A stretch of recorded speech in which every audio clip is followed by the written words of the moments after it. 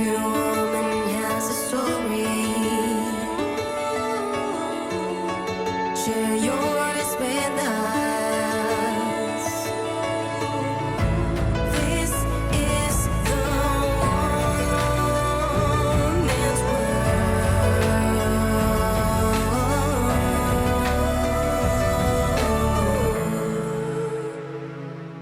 Welcome to Women's World Show with me, Clara Chidiogo. Joining me today from Hawaii is a very phenomenal woman, a writer, the author of I Am Because We Are.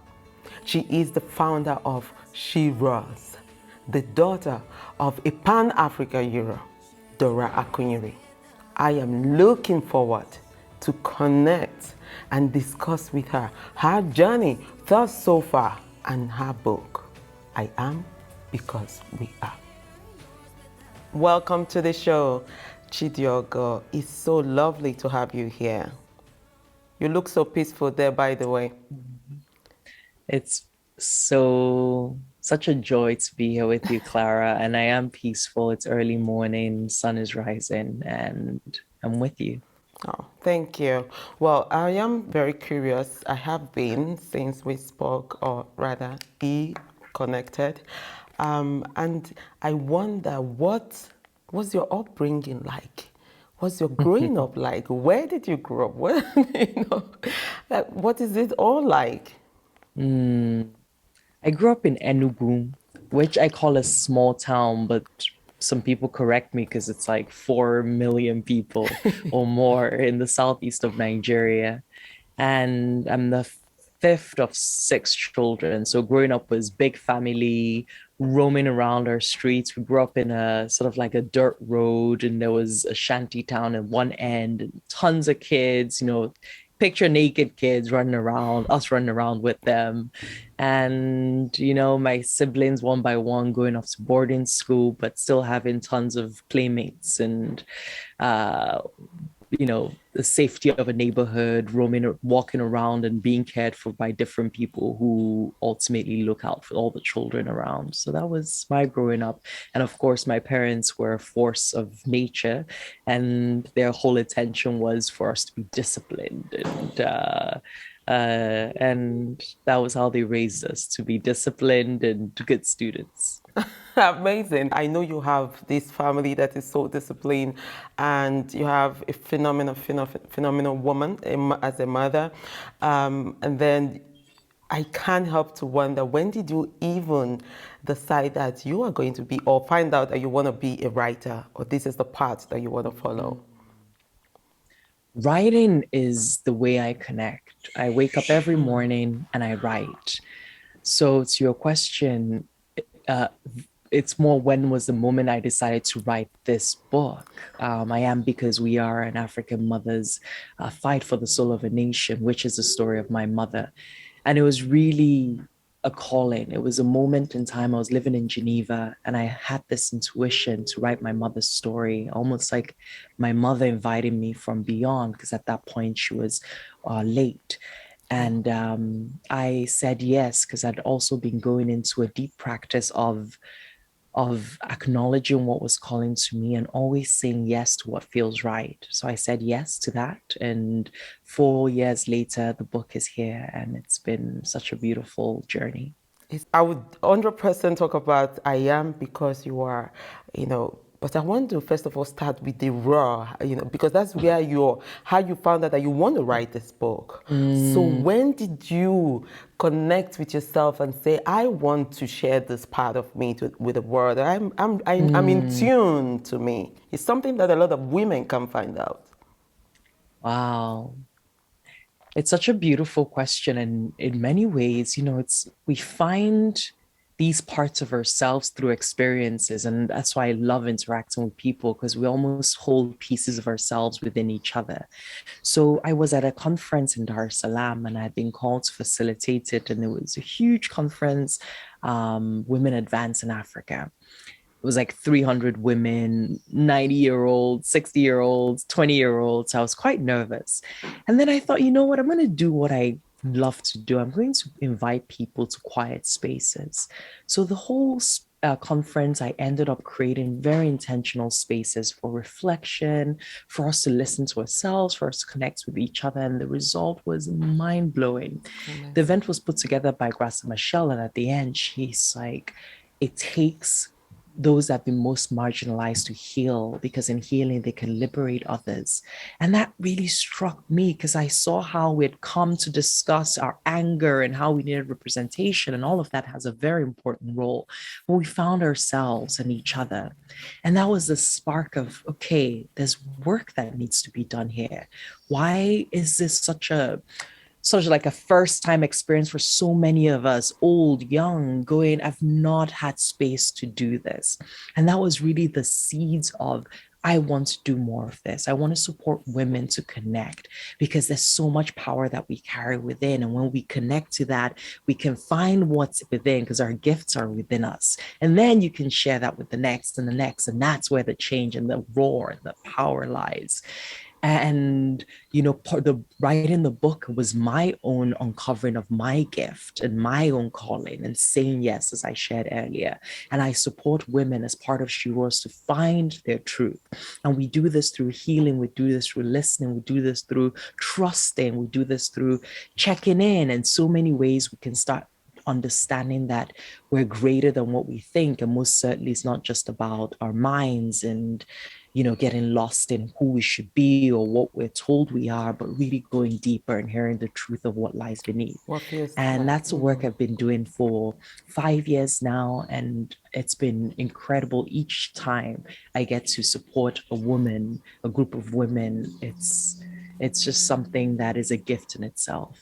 I can resonate with that absolutely, because I was also going through some of your works, and you wrote, and I quote, imagine 300 women in a room, a moment that they know they are not alone in their struggles. Imagine the relief, the recognition, and the power.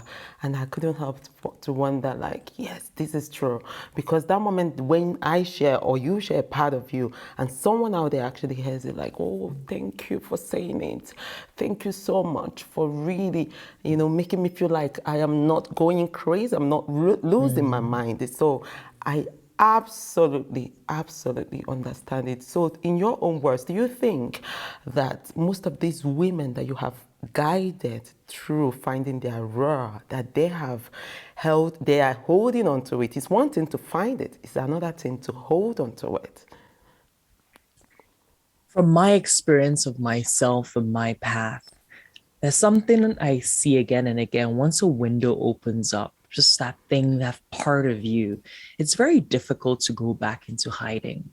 It's like you've discovered this shiny self. What I see is that all you want to do is keep going on that, and sort of stepping into that invitation. It doesn't mean that it doesn't take work, and it doesn't mean that there are times that doubt will come in, and fear and questions. But I see that opening is one that you can't shut, and that's power.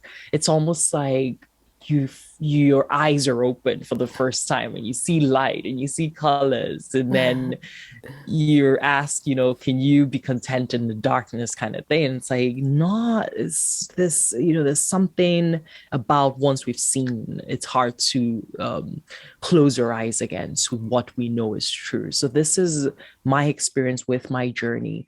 And within that, my invitation often to these women, because the way I coach is to teach you how to do the same process for yourself. It's Right. not, so I'm giving you the tools so that you can continue on the journey, because your deeper question, the work is for a lifetime.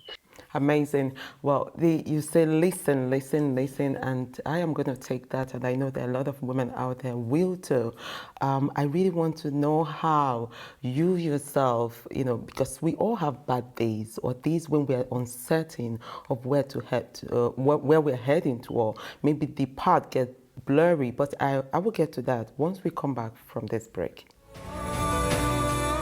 Women's world. Welcome back again. Chidiogo, it's been really interesting getting to know about the raw, a little bit, the raw woman, and I love that name, by the way, it's like raw. And then, a little bit of where you grew up. Now I know Enugu. But then I was wondering about the whole thing. How do you get to clear your path when it feels like, I'm not sure, or you are sad? What's like a sad day for you or something? So I'll start with anger because anger is often where I struggle. Anger is usually my window into sadness, like when something really upsets me and then it saddens me eventually. So when I get angry, I try not to, sort of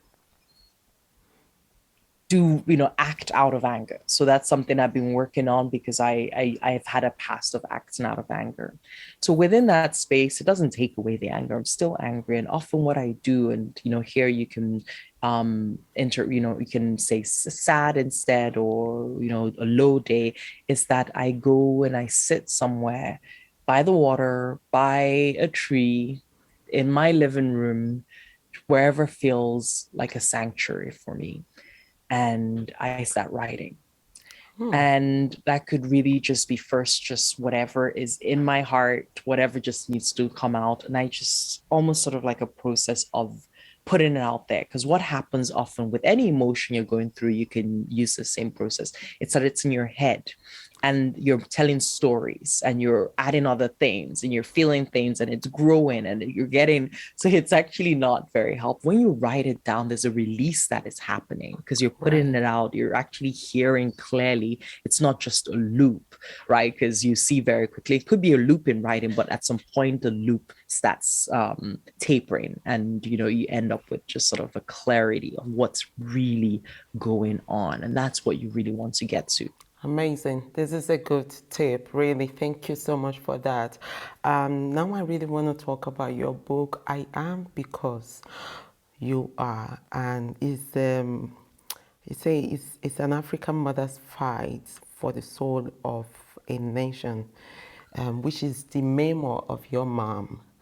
And I don't know, like, it's a lot for you to start digging. I went through some of your work, some of your write-ups, on SMs, and then I saw the kind of challenges that you went through, you pouring out the outpour of some of the challenges that you went through during this process of gathering the information that you need. But how did you ever get at some point get scared of what people will say when all this information gets out? Yeah, I like this. Did you get scared like, oh my Oh my God, goodness. these informations are gonna trigger a lot of people, it's gonna do a lot. Did you think, okay, maybe I shouldn't? What was Wow. it like? So writing is such a journey in itself. And to your question, the first interviews or start like writing the book, my siblings like, are you gonna write about X? Are you gonna write about that? Are you, it's like one thing, and they're like, are you gonna write about that? And um the first advice I got was from a writer friend who said, write everything. Don't start with censoring yourself. You can always edit, but write everything in the beginning. So in the beginning, I just said, I'm going to write it, but we'll see. We'll see. And that was something I really held as true. And this message to write this book I shared with you was like an invitation from my mother. And I really trusted that because it was very clear. So I would always go and ask her, like, is this okay? And then I'm like, are you sure? Is this okay? Like, I'm writing that. And then what I actually started doing was to check in with my heart. And, is there any part of me that is writing out of, is there any part of me that is writing to get back at, or anger, or is there any emotion here that is not needed in this book that is coming from me? So I would really just like, is this an important part of the story? And ultimately there's very private parts in this book and in this story, but that's okay, because that's what makes us human. And I wanted to tell her human story. Truth is powerful. And I was very diligent and deliberate about checking in always and honoring that there was the truth that wanted to be told, or what was wanted to come through, came through in its fullness. It means exactly what I wanted to say. It's sad though because I ordered the book and it's not yet arrived, which I'm so sad because we posted this interview to be now because I really want to be ready. But regardless, I'm so happy, to chat with you about it, and I must read it because, like I was telling you earlier before we started, my mom adored your mother. She used to say, if in my next life I'll be educated, I'll be Dora. She said Dora, that's how she mentions. You know how Igbo people call the name Dora. She said, I'll be Dora. I'll be standing in the House of Reps. I'll be a minister. I'll be this. She used to say all this, and it was so beautiful. She inspired her so much. Bless her soul. Dear soul. My mom is also late. So, being that she was the woman of this power and you went and dig deep to get all these beautiful message you wanted us to get, knowing that she's also a human regardless. I also read in some of your write-ups that the woman she was had a toll on the family and personal life, on her personal life.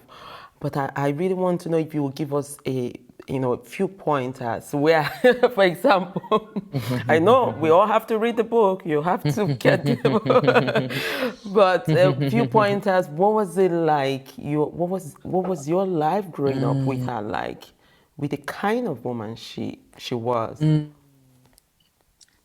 was a part, we grew up with, my mother was just a mother, she became the DG, the Director General of NAFDAC, National Agency for Food and Drugs Administration and Control, overseeing the regulation of all foods and drugs in the early 2000s. So by then I was on my way to college. And in many ways, we were very lucky that she was, that we were no longer in need of a mother, because very quickly she became this extremely busy woman and just mother to the nation, so to say, right? Because just like she gave everything to NAFDAC. But on a point in the book, I talk about watching her from the screen, because I was away and watching my mother with the rest of the country blossom as this incredible, just like dedicated, passionate woman that you always sense, because a person, but I sense that as your mother, not as this public figure. So in some ways, we're also in awe of her and how she was finding this lioness in herself in this war against fake drugs that she waged in a situation of just abysmal regulation and people dying, and also fueled by the loss of her own sister's life, Mwogo, who was like a daughter to her, and that anger about people making a profit on the back of people's lives. So she was mom until she was DG NAFDAC, and we got to see all parts of her. And this story traces that journey, because she was, she's an Igbo mother living with 6 children, always driven, but didn't have that platform before to shine. And this is a testament when we invite and also the people to the table, what they are capable of. And she had a chance. She was given a chance that she fully stepped into. And I trust that there's so many who just need that chance, and your mother sounds like one of them, and they can show up in their full majesty and roar. So I trust that what we're being invited to is not only a world that can invite more of these women, but these of people into these tables, also a world where we can trust that which we have within, that we might not have had a chance to show, but given the opportunity, be ready to surprise yourself. Oh, it's amazing. It's really, really amazing. I mean, I can also help to wonder about your dad being an Igbo man, with a powerful woman as a wife. I know he also has his own take, but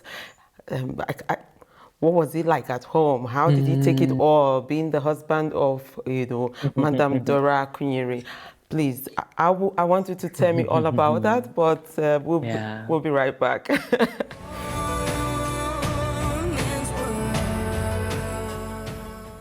So before the break, I was asking Chidiogo what her dad was like, being the husband of Madam Dora Akuyili. What was it like? How did he take it all? Being an Igbo man too. Mm. So it's interesting when I was interviewing people for this book, so many people say, Your father was amazing.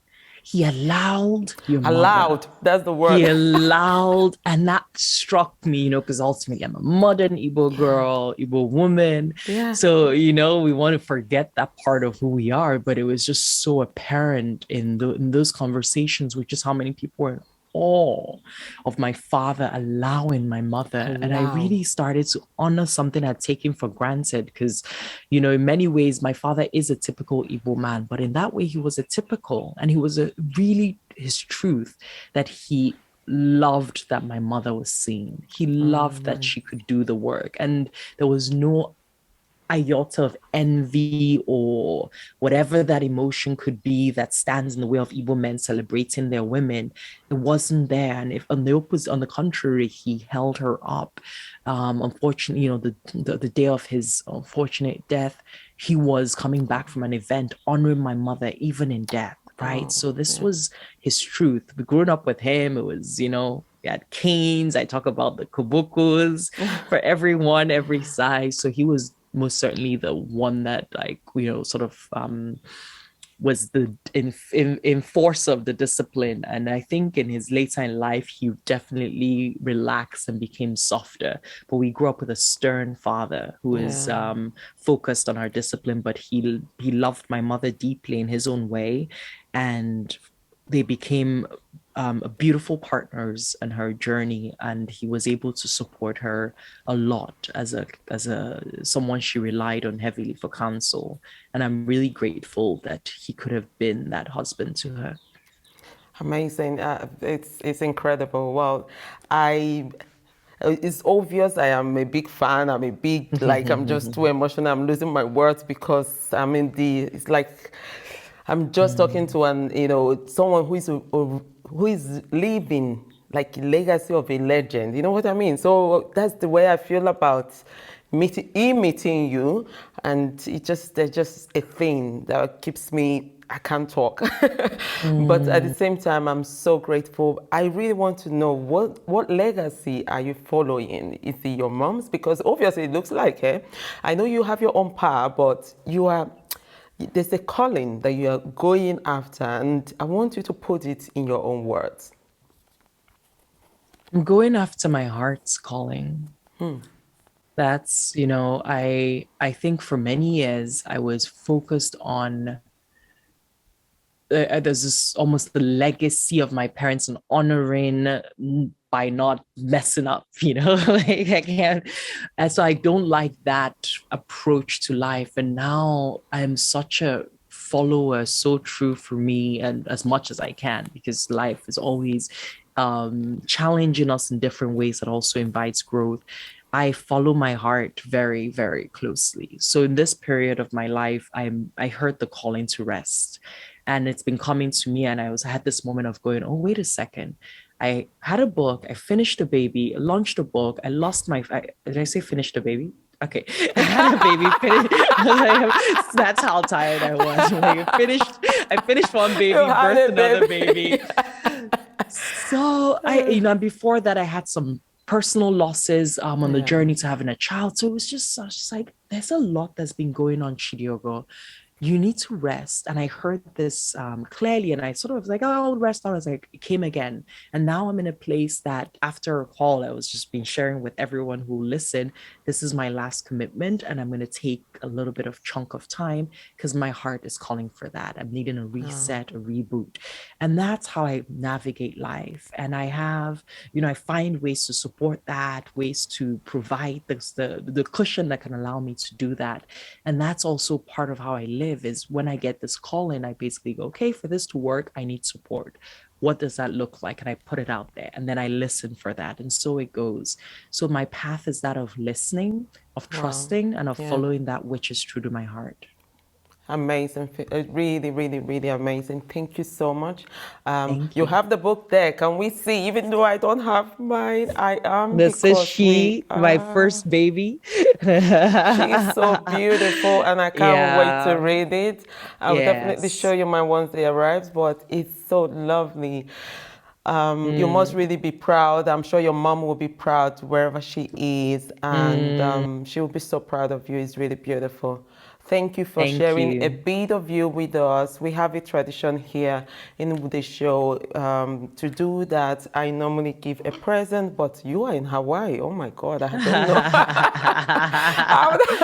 This is just a symbol showing that you have shared a bit of you in Women's World Show and Oh, for beautiful. inspiring the next woman and just being Thank you, you. Clara. I hope somehow I'm gonna send it over somehow. Oh, I would welcome. I also I live in Somehow. Toronto and I'll be home soon. Okay, great. Well, we'll keep in touch and I will be sure to send it across. It's really Mm, lovely to meet you and I hope one day to meet you in person. Thank you thank once you. again for your time. I know it's very early and you did it. Thank you. We did this. Yeah, my pleasure. You're wonderful, and I'm so glad that we could connect. Thank you, Same Clara. here, same here. It's been amazing with Chidiogo Akuyili Parr. How amazing. I hope you tune in next time on Women's World Show with me, Clara Chisova Crumble.